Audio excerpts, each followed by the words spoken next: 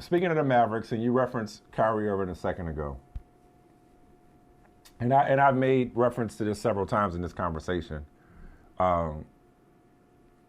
just about how I like being proved wrong.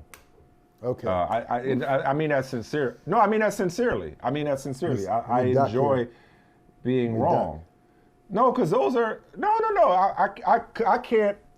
It would be living in a glass house and throwing bricks if I came at you about Luka right now. That would. He who has not sinned cast the first stone. But that wouldn't stop guilty. you from doing it. That wouldn't stop you from doing it. Well, okay, that's true. But in this instance, I'm gonna refrain. I'm refrain from being a hypocrite today. First we gonna play some pretty heartwarming.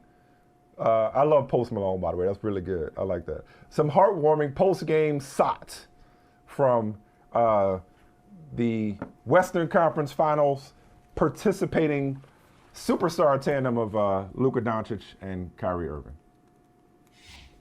When he came, nothing but supportive of everything I did, everything we did. But just helped me mature a lot, realize to see the game in a different way. And obviously in the court, it's amazing to play with a guy like him.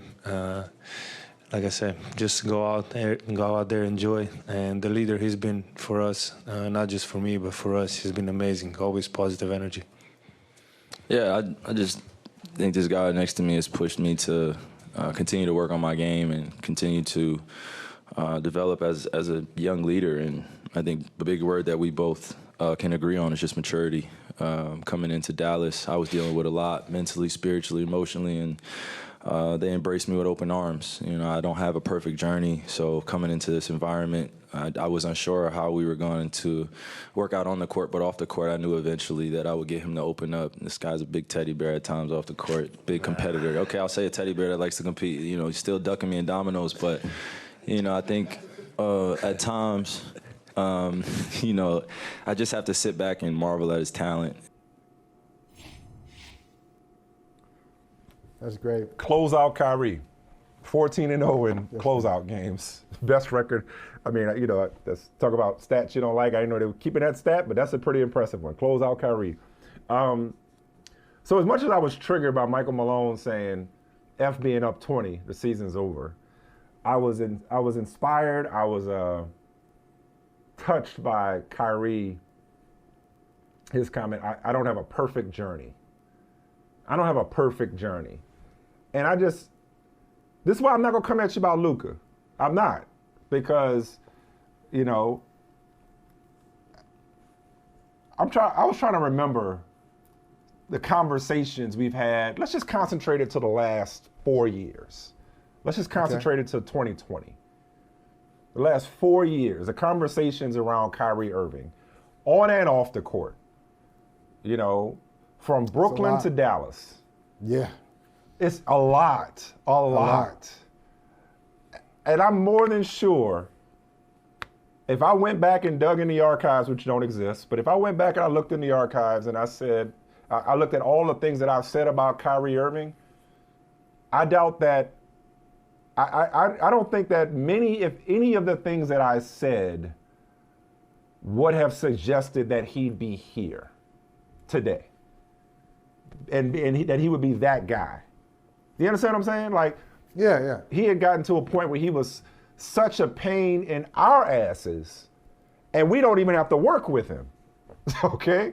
Like, he was such a pain in our asses from afar, till it's like, I'm really, sincerely happy to be wrong about where his career was heading.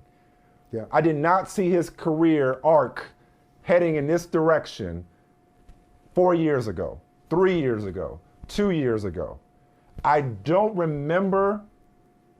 I'm gonna conservatively say I don't remember what I said about the trade and whether I liked the trade. I know the one thing I did like, because I'm always a fan of tanking, I did like the Mavericks tanking at the end of the season to keep their first round draft pick. I hated that. I know you did. That I remember. I remember that. I remember like, hey man, that's, you know, it makes all the sense in the world. Didn't they wind up with Lively? Did they wind up with Lively from that? Lively, yeah. Mm-hmm. Yeah, yeah. That's how they got lively, yeah. So, but when it comes to Kyrie Irving, polarizing does not do it justice. And it's not that I take back what I said when I say it and within the context in which I said it. It's just more that like, it's a life story, man. Like, I have not had a perfect journey. That's all of us, right? It's like for Kyrie Irving to be the player he is, the leader he is, the teammate that he is right now, this is not the person we thought we would see him evolve into in Brooklyn. Certainly not toward the end in Cleveland. I'm happy for dude. I'm proud of dude. I really am. Like, I'll keep saying this till I'm blue in the face. I'm happy to have been wrong. I don't even remember what I said, but I did not say that Kyrie Irving would be the hero and the sidekick that Luka Doncic needed and deserved. I would not have said that. I would not say that he'd be talked about as a leader for the Dallas Mavericks, taking them back to the Western Conference Finals for the second time in 3 years. Different team, but for the second time in 3 years. I'm so he is one of the best stories of this postseason. When it wasn't that long ago, he was one of the most irritating stories in all of sports. Hell of a time. Yeah, he talked about, I love that line. I do too. I don't have a perfect journey. None of us does. And he talked about maturity. And you can sense the peace. Whatever, I don't know what he was going through. He said he was going through a lot. I don't know what it was.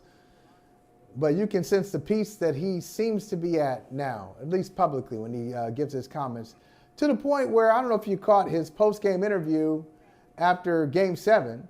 What a wild game, by the way.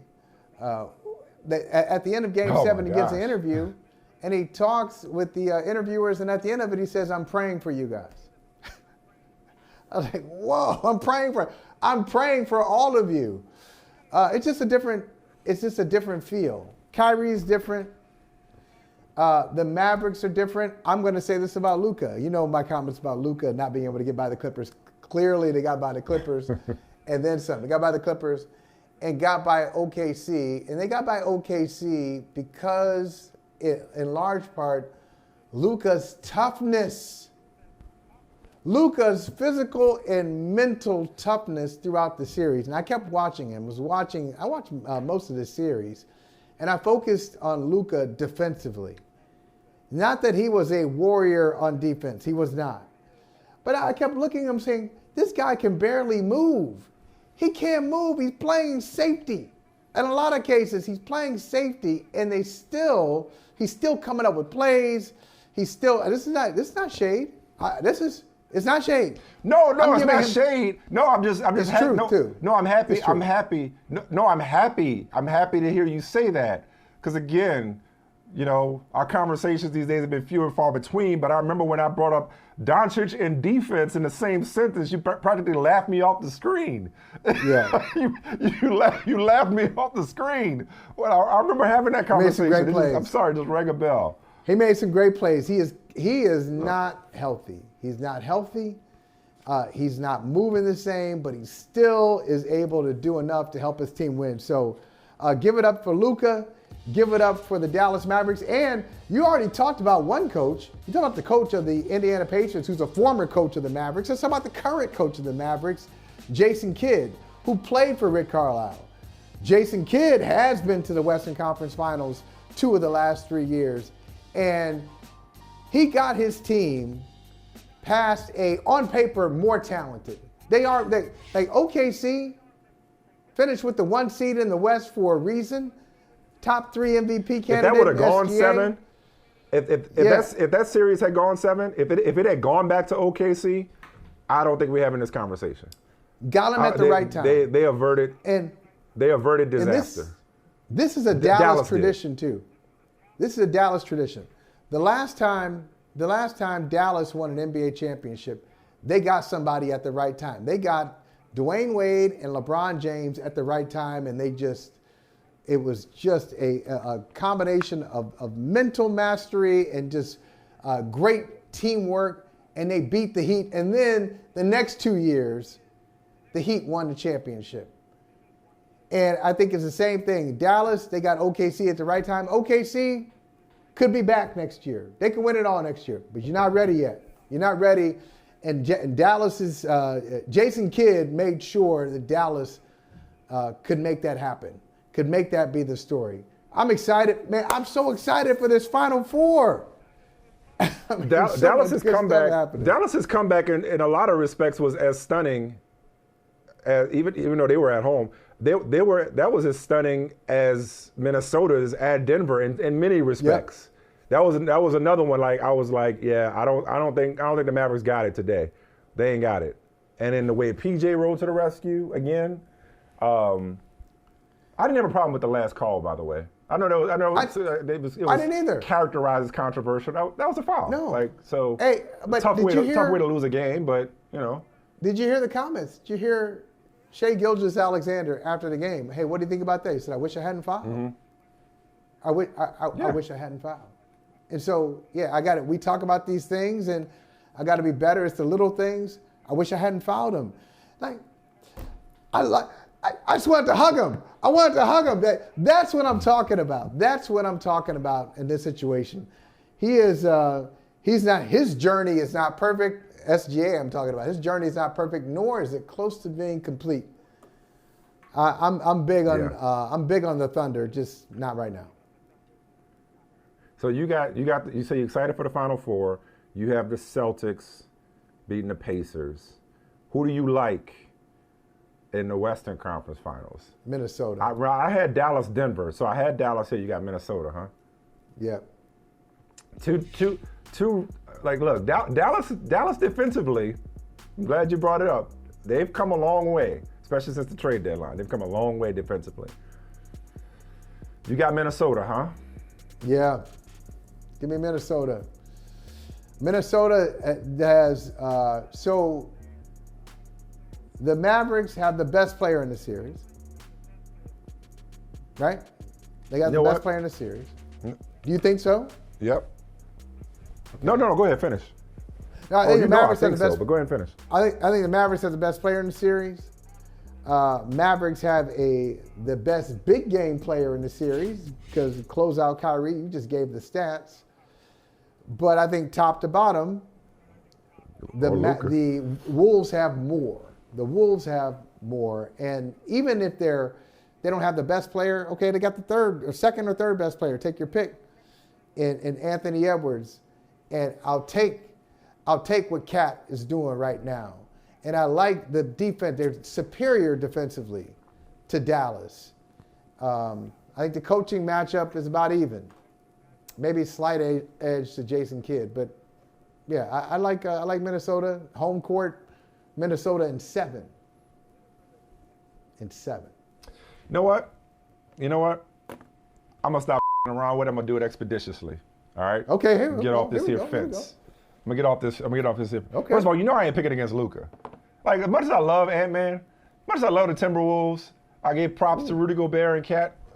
Why would I pick against Luka, especially in conversation with you? Why would I pick against Luka Doncic? So this Mavericks is a mistake. Give me the Mavericks. Okay, wait, I'm not done. I know what you're about to do. I know you're long enough. Go ahead. I'm going to step back so it's clean. Mavericks, so we get the clean cut. Pacers. Mavericks, Pacers, NBA Finals. That's the kind of year it's been. Cat Williams set it off. This year has been bananas. Okay. Mavericks, Pacers, NBA Finals. A series befitting of the year of our Lord 2024. That's what we get. I'm going with the Pacers, man. I still don't trust the Celtics. Let me say that again. Not available on Pacers, Netflix or Tubi. Or Tubi. I'm not picking against Luka, and I'm going with the Pacers. I'm getting on that bandwagon. There you go. Pacers, Mavericks. Sexy. Doesn't that sound sexy? Indiana, Dallas. There you go. Carlisle versus Kidd. Park Avenue hates it. NBA, they're like, no, no, no. We don't want that. We don't want Dallas and Indianapolis. Yeah, that's gonna be challenging for them. But that would be a great series. It's not gonna happen, but it would be a great series. Well, I'm gonna go out on a limb and say we got a new champion this year. We're gonna have a new champ. How about that? I guarantee you that much. We're gonna have a new champ. Hey, thank you for watching Brother from Another. If you haven't hit that subscribe button, go ahead and do that now. Don't forget you can catch us 3 to 4 weekdays on PeacockTV.com and on Sirius XM Channel 85.